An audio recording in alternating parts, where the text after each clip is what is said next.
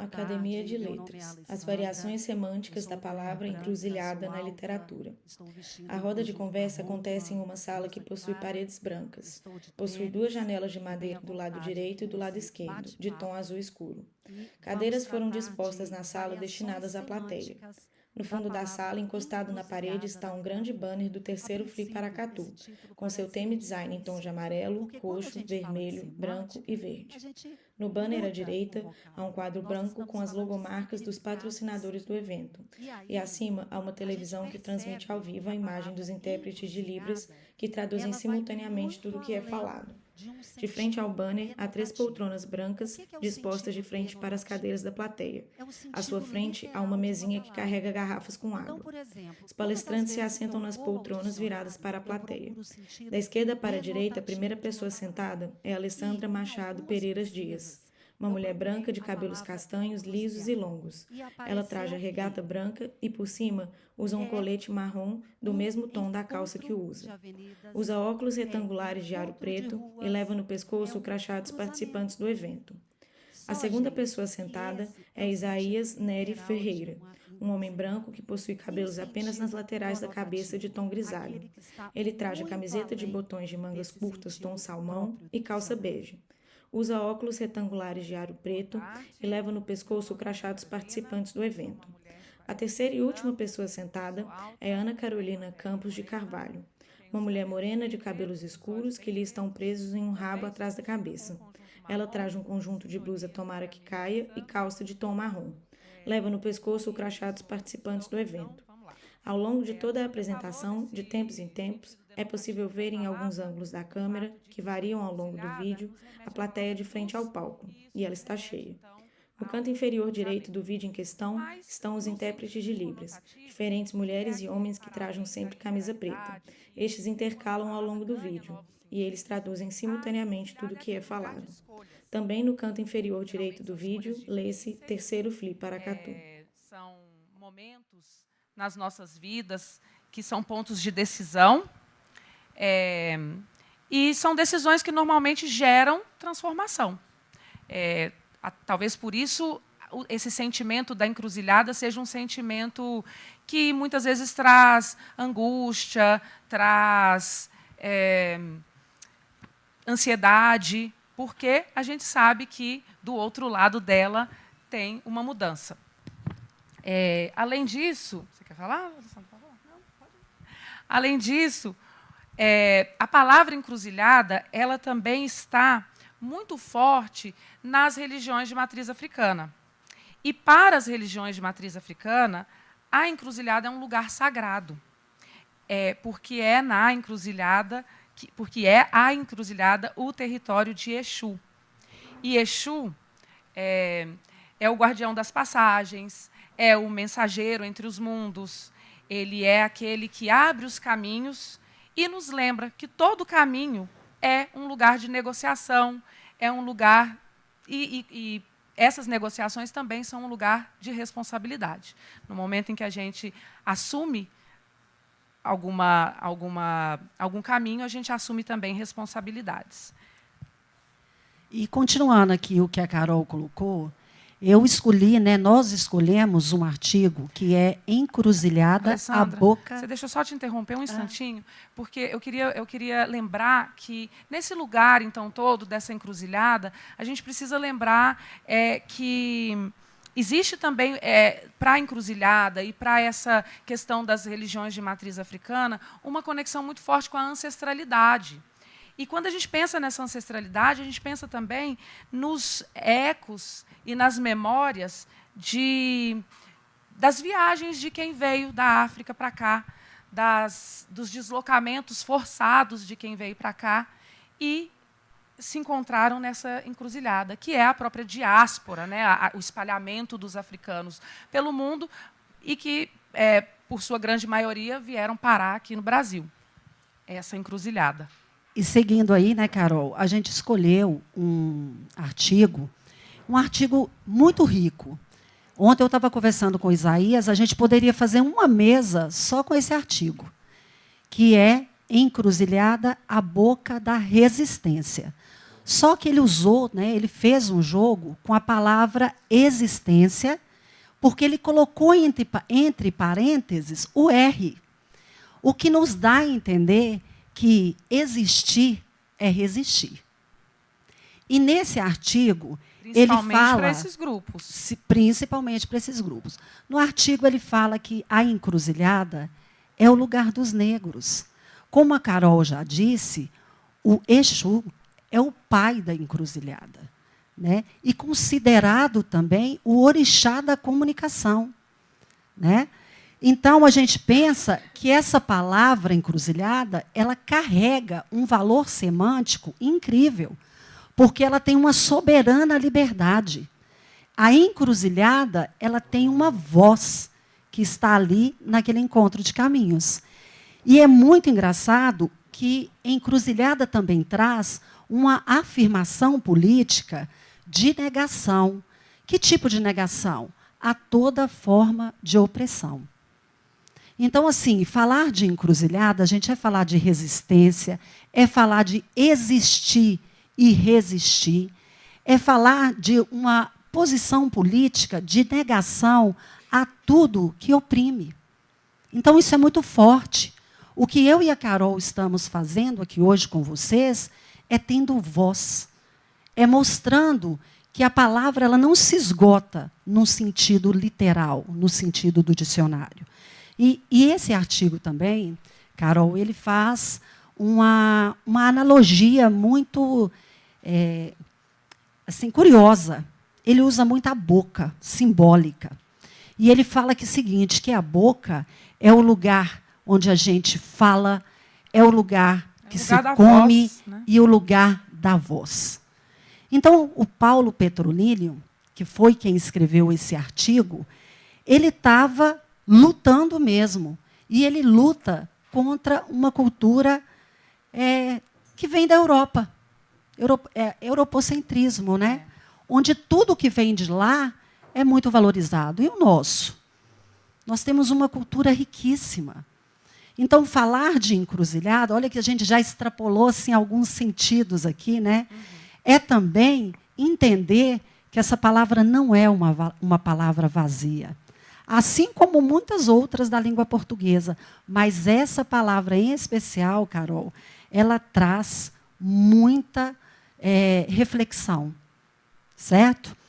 E aí eu vou deixar você falar um pouquinho, porque a gente entra aí depois na área do direito. Eu acho que você pode dar prosseguimento. E aí, então, a gente segue para um outro artigo, gente, que é um artigo bem fresquinho. É um artigo que se chama Entre o Gueto e a Cela, a criminalização da pobreza. Essas meninas são estudantes de direito. Elas fizeram um artigo muito interessante, eu não tirei muita coisa, mas, para complementar o que a gente está falando, elas falam o seguinte, que o fim da escravidão aconteceu, mas os negros continuam à margem da sociedade. E, em muitos lugares, esses negros ainda não são vistos como humanos. São desumanizados. São desumanizados, né? E a gente traz, talvez, um conto, né, da Conceição, que fala sobre essa desumanização. E esse artigo é interessante porque ele fala que essa encruzilhada ela bate no direito também. Por quê? As leis elas são impostas, só que a extrema pobreza ela leva as pessoas para o crime. E, às vezes, quando a justiça, o Estado, coloca a lei, a cor da pele, ou, às vezes, até o gênero, determina um pouco, sim, a pena. O que não deveria. O peso da punição, né? É maior do que o crime. Né? Então, a gente percebe que nós começamos a falar de uma encruzilhada do dicionário, a gente já entrou numa encruzilhada religiosa ali, né, trazendo o Exu, o pai da encruzilhada, trazendo a voz, entrando na parte do direito, que ainda vê essa população totalmente marginalizada. E aí a gente não pode deixar de lembrar de um conceito que vem de um de um filósofo camaronês, né, de Camarões, chamado Achille Mbembe, que ele vai trazer um conceito, Alessandra, que é o conceito da necropolítica. Eu sei que os meninos que estão aí à beira do Enem conhecem esse conceito, muitos conhecem esse conceito, porque é um conceito que a gente trabalha, conversa muito sobre ele, que é o conceito que encaixa muito nessa ideia de encruzilhada, justamente por essas escolhas que se fazem. Qual que é o conceito da necropolítica? É uma ideia que o Mbembe traz lá no comecinho dos anos 2000, de que existe uma escolha política de quem deve morrer, ou de quem pode morrer. Socialmente falando, racialmente falando, essas pessoas marginalizadas, nas escolhas das políticas públicas, nas políticas de segurança pública, elas continuam à margem. E elas estão sempre mais vulneráveis à morte. E não é só a morte física, mas a morte simbólica, a morte dos direitos, a morte da negação de toda aos direitos mesmo. E isso é uma decisão, é um caminho que se toma de uma encruzilhada. Então, estamos aí só para reforçar esse conceito. Eu gostaria de dar, como eu sou da saúde, eu gostaria de dar 2 exemplos práticos disso tudo que foi falado até agora. Quando eu fazia pré-natal, e depois eu ministrando a disciplina Saúde da Mulher, a gente viu, nós estudamos um artigo onde mulheres negras, mesmo morando numa mesma localidade pobre, estão citando como exemplo uma favela, 2 vizinhas com mais ou menos a mesma idade, né? As 2 grávidas, uma branca e outra negra, o afrodescendente, né? Então, o que acontece? A branca tinha mais consultas de pré-natal na rede pública do que a afrodescendente. Então, assim, mostrando que nós, profissionais de saúde, muitas vezes discriminamos também. A minha filha, quando terminou o curso de Direito dela, ela fez o TCC dela mostrando que as mulheres privadas de liberdade em Belo Horizonte tinham também menos direitos ao pré-natal do que as outras mulheres que utilizavam o SUS, que eram negados para ela o pré-natal. Então, assim, mostra como que é a realidade cruel nossa. A gente não tem um dado estatístico aqui, né, Isaías, mas se a gente fosse buscar esse dado, a gente saberia que essa população privada de liberdade, em sua maioria, é negra. E aí, Alessandra, se nas tradições afro-brasileiras a encruzilhada é esse espaço sagrado, onde as forças se encontram, as negociações acontecem, os caminhos se abrem, na vida social ela também guarda um sentido semelhante, que é justamente isso tudo que nós estamos falando aqui. Esse ponto que diferentes dimensões das identidades, da nossa identidade ou das identidades, gênero, raça, classe, orientação social, se cruzam e se influenciam.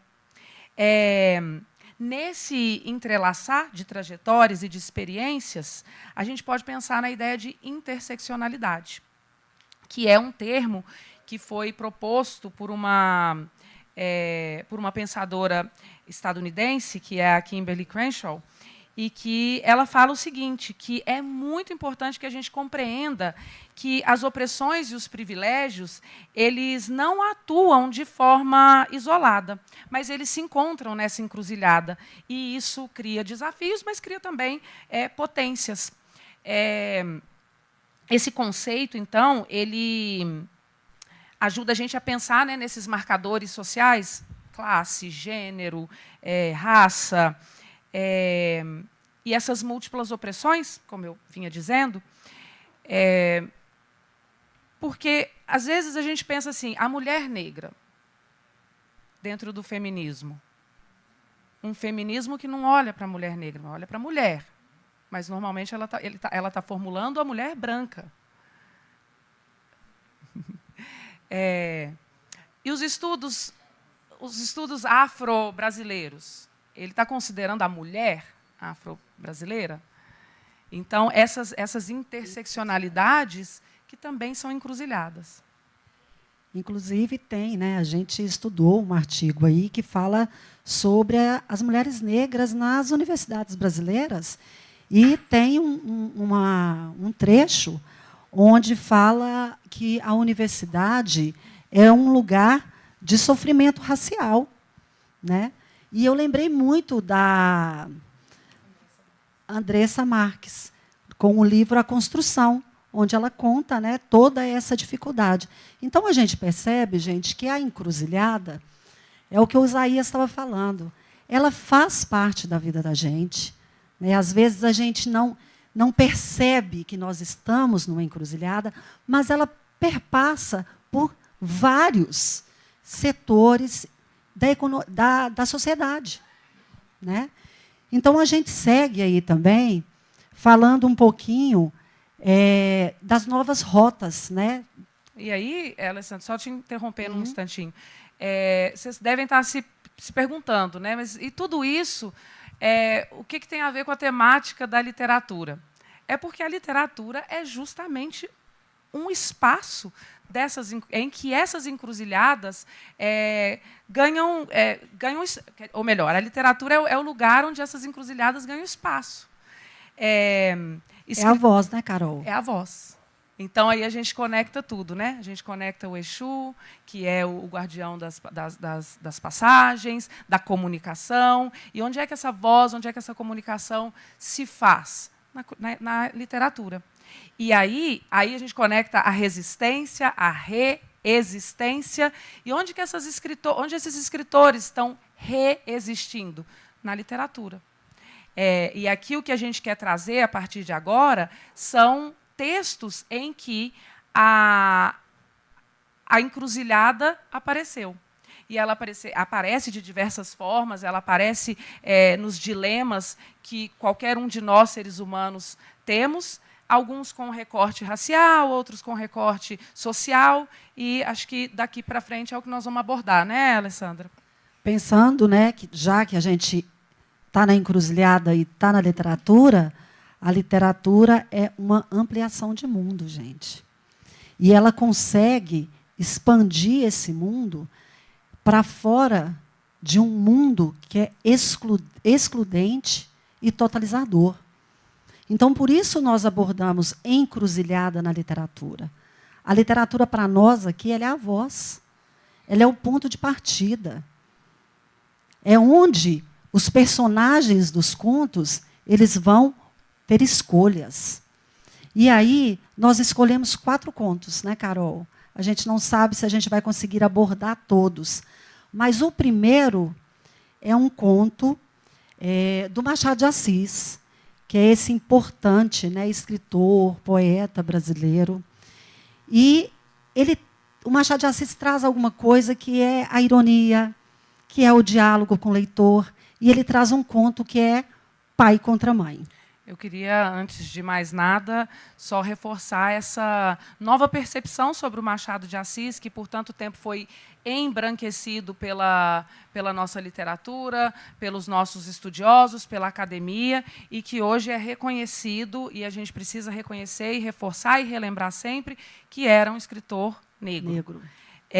E, como escritor negro, muitas vezes as pessoas apontaram o dedo para ele para dizer que ele não pensou sobre a questão do negro na sociedade em que ele viveu, que é uma sociedade pré-abolição. E quando a gente vê, quando a gente lê, quando a gente se depara com esse conto Pai contra Mãe, a gente percebe que não. Machado de Assis estava muito, muito atento a essa questão. Eu sei que meus alunos já leram, ou pelo menos conhecem Pai contra Mãe, mas eu vou fazer uma breve, um resumo bem rapidinho para vocês entenderem o que é o Pai contra Mãe. Pai contra Mãe é um conto em que Machado de Assis vai contar a história de... Só vou pegar minha colinha aqui, porque eu não lembro os nomes dos personagens. Só um minutinho aqui, Carol. Vou te interromper aqui, porque, já que você falou dele, né, quando a gente começa esse conto, a gente já fica impactada. Eu vou ler aqui. Porque ele já coloca aqueles objetos ali que eram vendidos assim na maior naturalidade e que eu falei com Isaías, me deu até falta de ar de pensar naquilo. Eu trouxe aqui para ler, porque eu acho que só na leitura, e eu fiz essa leitura em sala com os alunos, né? E eu acho que é essa leitura que traz mais impacto. Mas a história, o contexto basicamente é o seguinte. A gente tem o Cândido Neves, Candinho, na verdade, que assim não é muito dado ao trabalho, né? Não é um cara assim que gosta muito de trabalhar, né? Assim. E ali naquela época surge um novo ofício, que é o ofício de capturar escravizados. Então, que ofício é esse? Essas pessoas, esses seres humanos que estão tentando escapar dessa escravização, fogem. Então, seus donos precisam de recuperá-los, né? Investiram muito nisso. E aí surge esse novo ofício, esse novo trabalho. Candinho, muito espertamente, resolve ser um capturador de escravos. E aqui eu vou falar a palavra escravo, que não é uma palavra que se usa, mas a palavra certa é escravizado. Estou dizendo escravo porque é a palavra que o Machado de Assis usou. Ele se apaixona por Clara. E percebam bem os nomes, né? Cândido Neves, Clara. Então, só nomes que remetem à cor branca, né? À claridade. Então, ele se apaixona por Clara, duas famílias muito pobres. A Clara tem uma tia, que é a Mônica, e a Mônica está, esse negócio não vai dar certo, nós só somos pobres, dois pobres se casando, é mais pobreza, não tá certo. Mas, ainda assim, eles resolvem se casar. Para completar tudo, a Clara fica grávida. Eu acho que aí começa a encruzilhada, né? A encruzilhada vai se definindo, o caminho vai se definindo aí, né? Paralelo à gravidez da Clara, o trabalho do Candinho vai ficando mais escasso, porque as pessoas começam a perceber que é um novo trabalho. Então, mais gente começa a caçar crescer o olho. Escravizados. Né? Começa a capturar, começa a ter isso como também uma fonte de renda. E ele começa a perder espaço ali. Né? A tia, sempre muito pessimista, dizendo que isso aí é só aumentar a miséria em que eles já vivem. Eles quebram muito a cabeça ali até decidirem que, de fato, a criança precisa ser entregue para a roda dos enjeitados. Candinho vai caminhando depois de muito pensar, muito relutar, ele ama essa criança, ele quer ter esse filho, ele quer, né, construir a família dele. Vai lá caminhando pelo caminho, resolve que realmente a única saída, o único caminho dessa encruzilhada é entregar o filho na roda dos rejeitados. E, enquanto ele está caminhando, ele se depara com Arminda, que ele já sabia disso, né? Ele já tinha visto no jornal um anúncio de que Arminda, essa mulher escravizada, tinha fugido e era uma peça muito valiosa, porque estava grávida.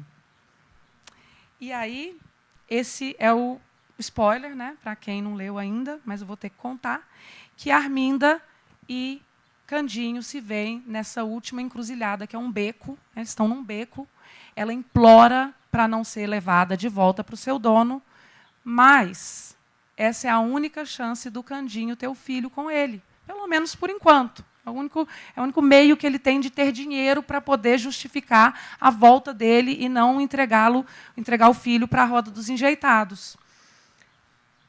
Qual é o caminho que Candinho toma? O que vocês acham? Ele entrega a mulher. Ele entrega a mulher para o seu senhor. No confronto, né, ela perde o bebê e Candinho recebe o pagamento e vai embora. No final, ele fala, nenhum filho nem nasceu todo filho é para vingar. Para vingar. Porque o Machado de Assis é essa pessoa irônica, ácida, que ele é. Encruzilhadas. Encruzilhadas. E aí, gente, a gente está falando dessa ironia do Machado de Assis, né? Colocar esses nomes aí bem, né, puxando para o branco. E a gente pensa o seguinte, O Candinho era um pouco preguiçoso, né? Ele já tinha feito vários ofícios. Mas ele era um pai leal, né? Ele luta por esse filho. Mas o desfecho é a encruzilhada. Um deles, o destino não foi legal. E foi para a mulata Arminda. Para a negra, para a escravizada, Sim, né? Escravizada. Dando um exemplo também do livro que nós estamos lendo no clube de leitura, não é, Dani?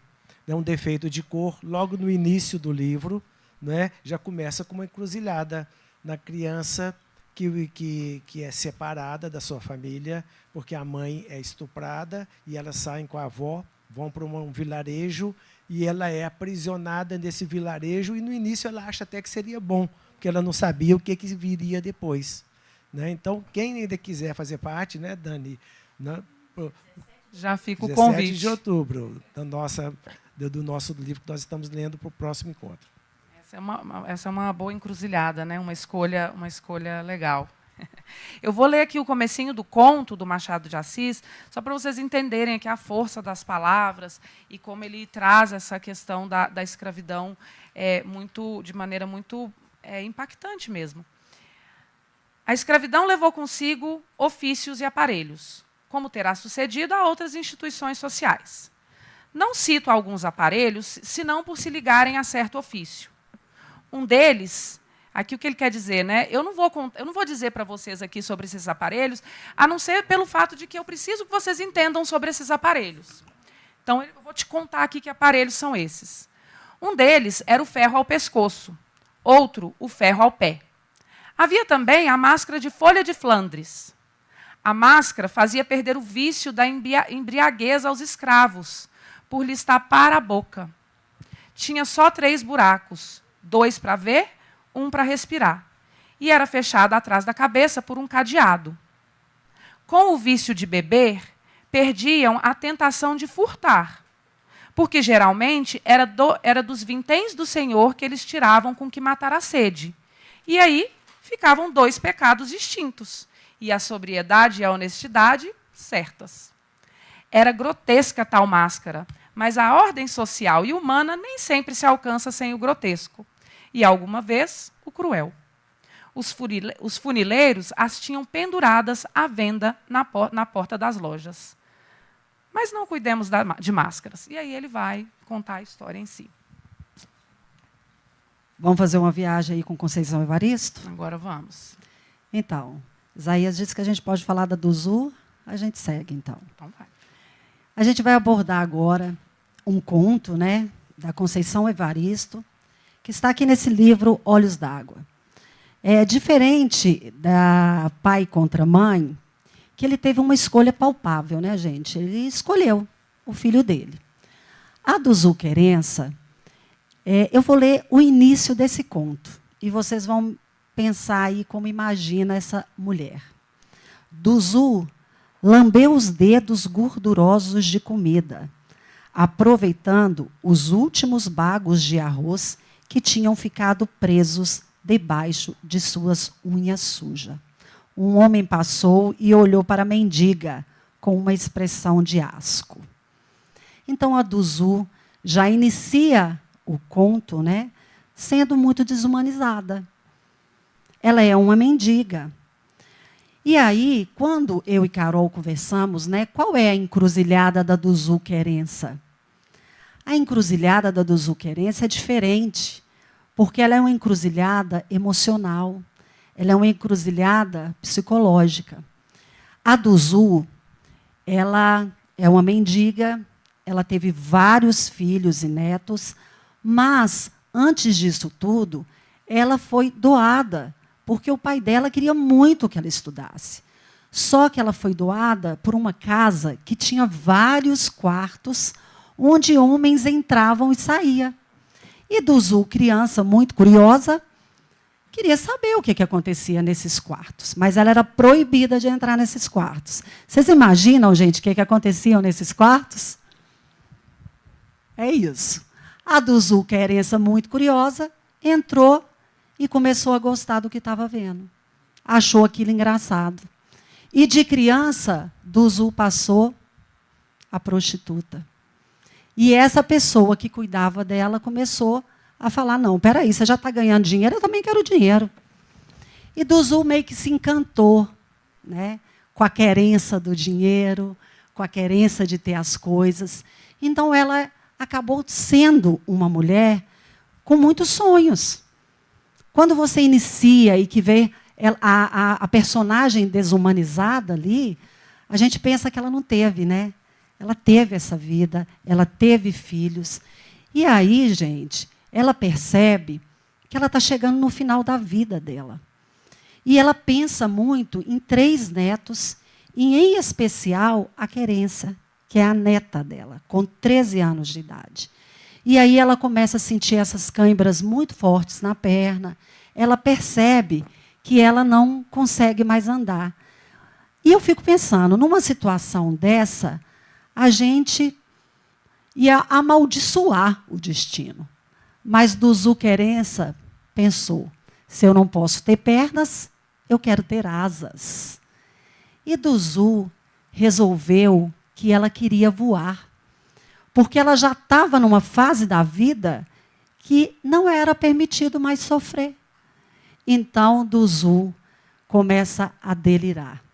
E, nesse delírio, ela sonha com o carnaval, ela sonha com o vestido dela de carnaval, e ela sonha que esse vestido estava cheio de estrelas, e ela sonha com a baiana. Então, Duzu resolve sair desse plano de desumanização, desse plano de sofrimento, para entrar num plano do delírio. E assim, Duzu faz essa passagem. Eu acho interessante esse conto, porque mesmo numa situação de desumanização, ela consegue amar, ela consegue entregar amor. Então, eu falo que a escolha da Duzu, né, a encruzilhada dela, era morrer xingando, amaldiçoando essa cãibra nas pernas, ou era criar asas e voar por esse mundo do delírio. Então, a encruzilhada tem isso também, né? Nem sempre ela vai partir de uma escolha ruim. Nesse momento, esse delírio tirou ela de um sofrimento.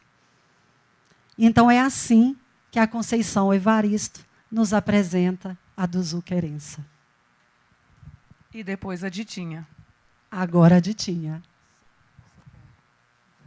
Não? Tá tudo certo. Tá ok? Ah, bom. Pensei que você tinha dito que você estava passado. Eu estou passado. Então tá bom. Ainda na Conceição Evaristo, ela escreve um livro, mais recentemente, chama Becos da Memória. E aí é muito legal da gente ver o título, porque a própria ideia do beco é essa ideia dessas encruzilhadas, né, desses caminhos que perpassam, no caso da Conceição Evaristo, a própria memória dela.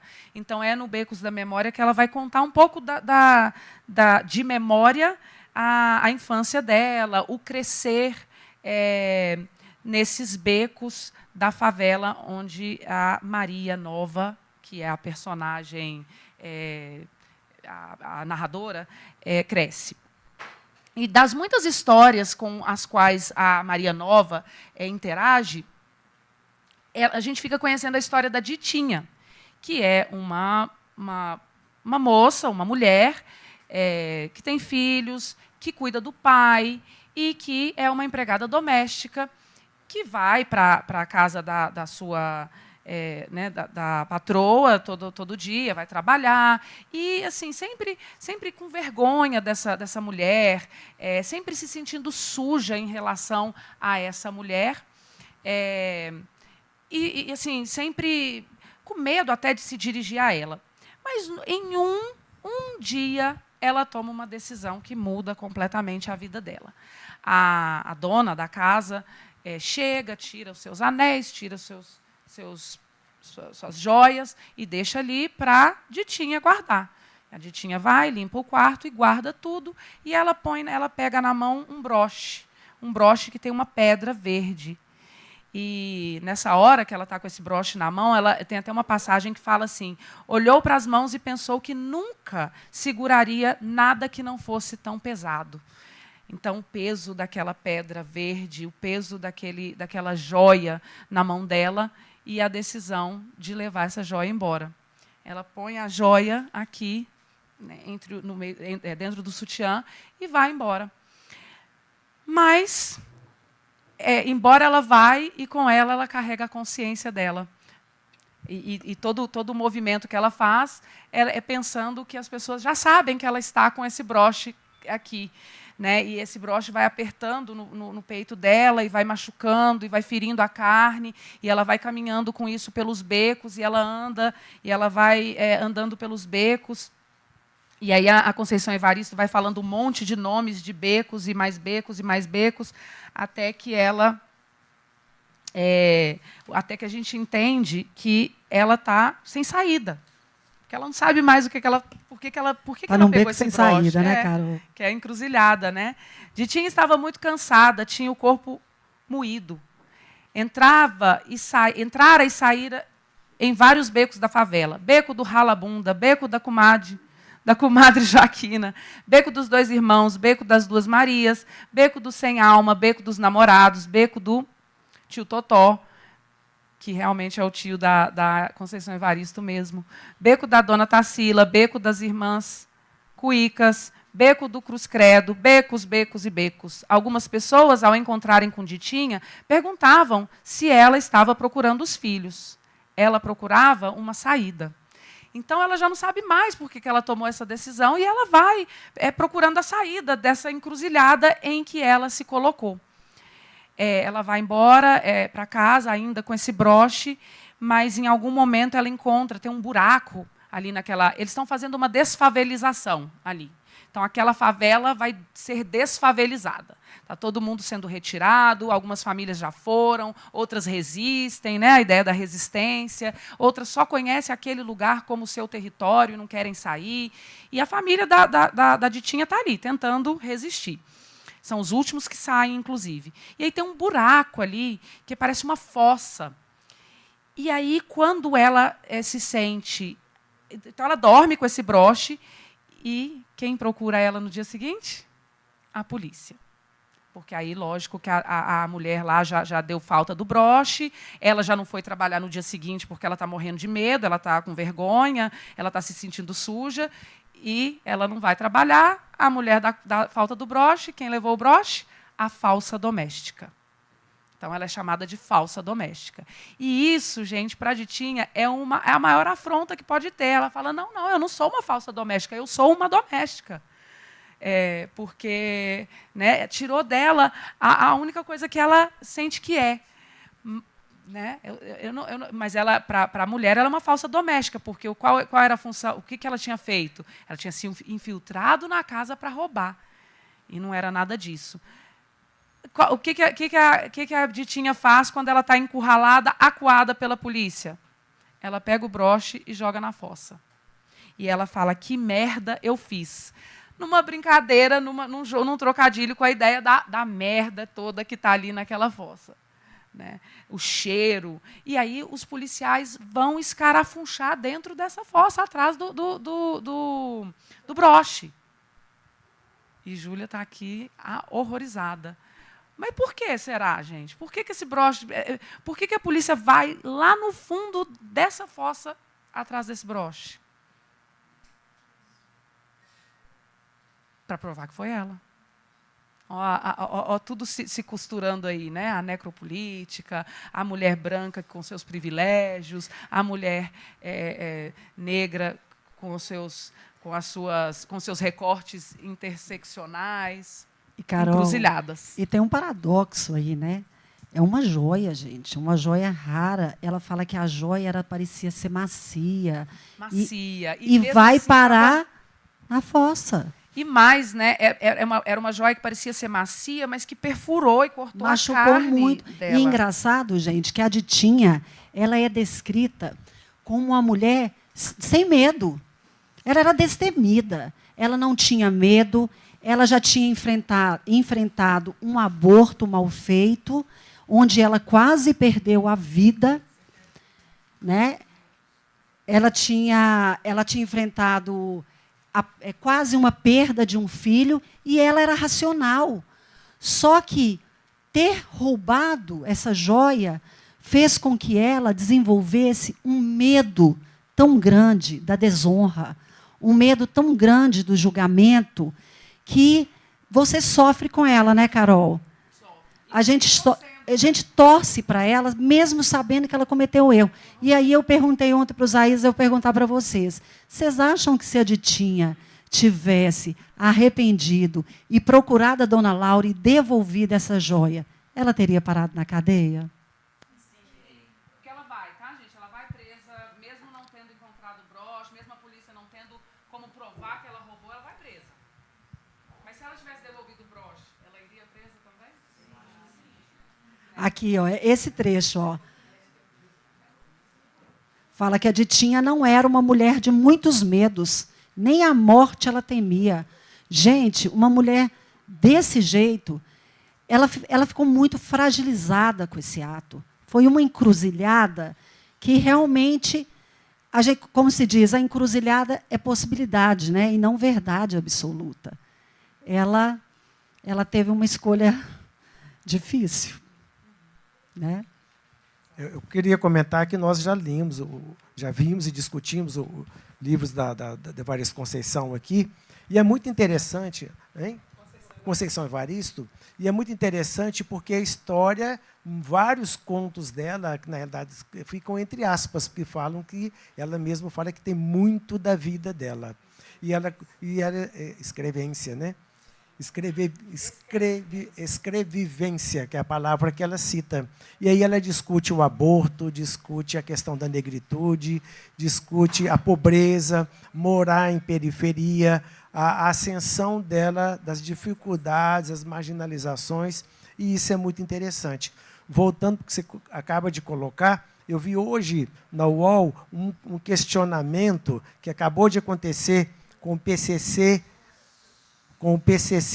junto com algumas grandes organizações da Faria Lima, que é a Avenida Chique, em São Paulo, né, dos grandes instituições financeiras, de 50 bilhões de reais.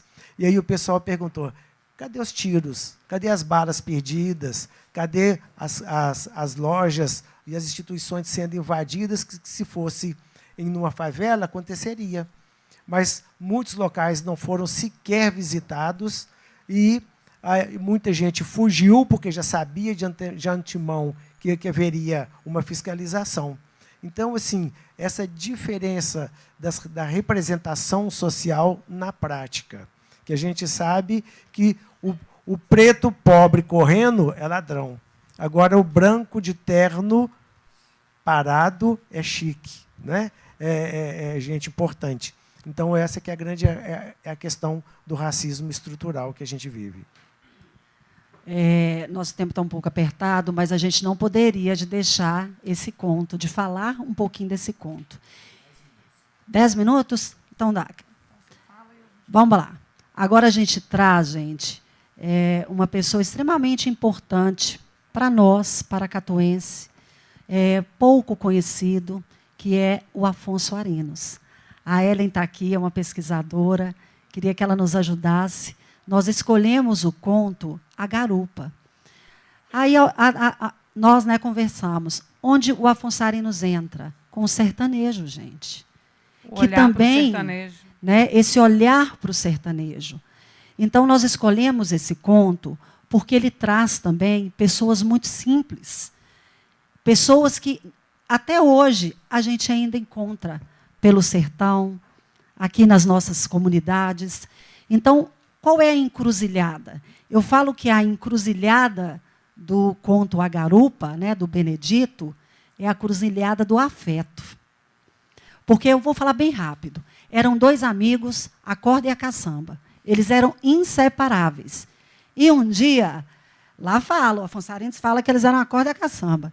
E um dia eles resolveram, gente, fazer o que eles faziam mesmo, sair aí, um era egueiro, o outro tinha as missões aí no campo, e foram juntos. Mas esse dia, o cavalo empacou. Já começa ali, né? O cavalo é muito ligado ao mundo espiritual, né? E esse cavalo não queria sair de jeito nenhum. E o Benedito falou, gente, mas o que é isso? O que esse cavalo empacou desse jeito? Aí o companheiro, é o Quincas, né? O Quincas. Ele fala assim, não, vamos embora. Ele está vendo ali o Joaquim, que agora ele voltou, é alma penada, vamos embora. Mas eu fiquei com a minha dúvida se esse cavalo não estava dando sinal. Eles foram. Em determinado momento, eles tinham que separar. Eles não iam voltar para o mesmo dia, um ia para um canto, outro ia para o outro. Mas Quincas falou, já que a gente não vai voltar para casa hoje, vamos junto. Vamos nós dois terminar essa viagem? Foram. Benedito andando, escuta um barulho. Olha para o chão, o amigo caído lá, com a mão no peito, e o cavalo pulando igual um louco. O que acontece, gente? Olha a encruzilhada do Benedito, coitado. O amigo dele morreu. Já estava. Aí o Afonso Arinos descreve bem isso, que já estava vindo à noite, o tempo já estava esfriando. E o que o Benedito faz com o amigo, gente? Montou ele na garupa e vão embora. Só, gente, que esse Benedito enfrentou um frio,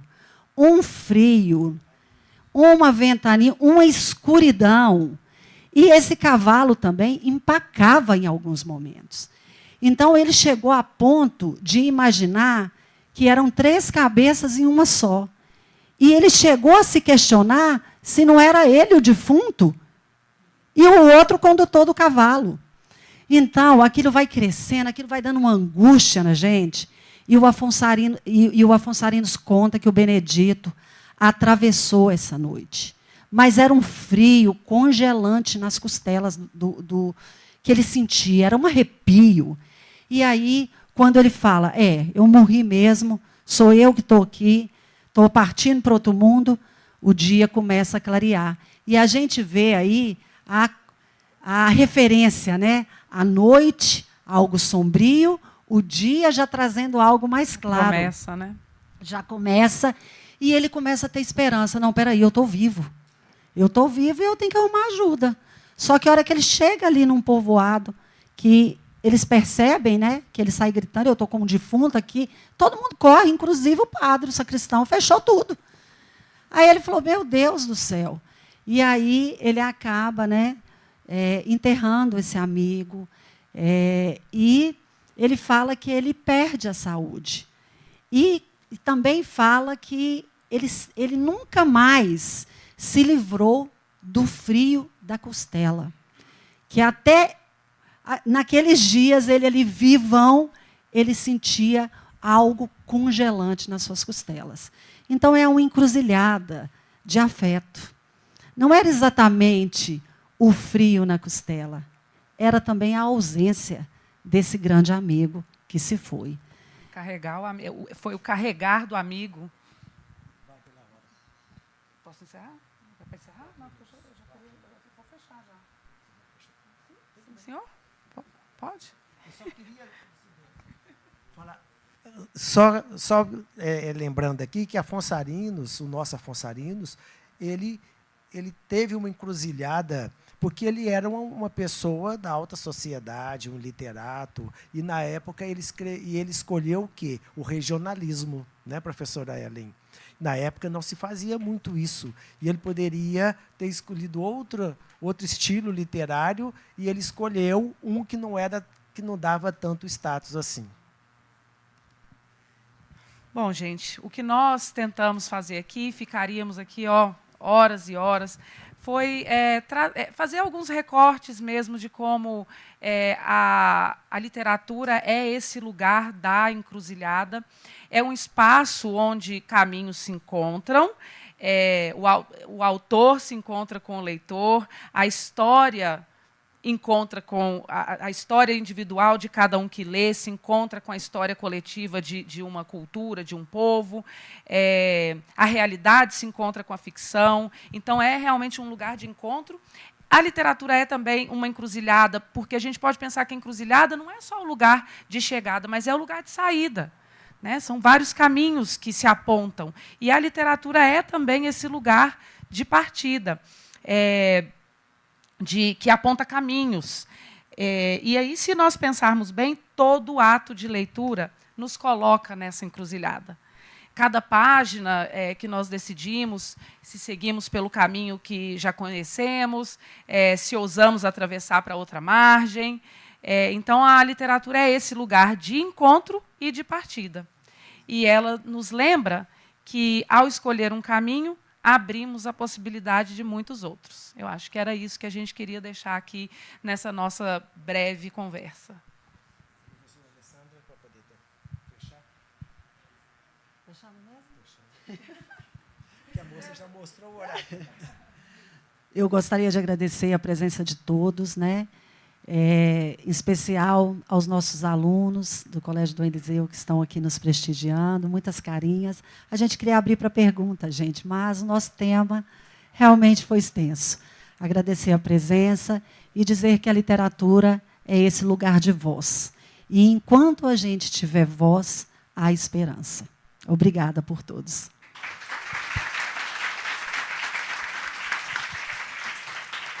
Lembrando e agradecendo os amigos, parentes e os alunos que vieram, os interessados que vieram, porque isso é muito importante, dar essa visibilidade para a Academia de Letras, né? Uma academia pujante, que está inserida na comunidade e mostrando um trabalho, na minha opinião, muito bom, muito magnífico, né? Dinâmico, com oportunidade de trazer, junto com outras instituições, pessoas importantes para Paracatu. Nós agradecemos imensamente a Kim Ross e a Caixa Econômica Federal, que são as patrocinadoras, através da Lei Rouanet, do Ministério da Cultura, junto com a Prefeitura de Paracatu e a nossa Academia de Letras. Muito obrigado a todos por terem vindo. Tem outra mesa agora.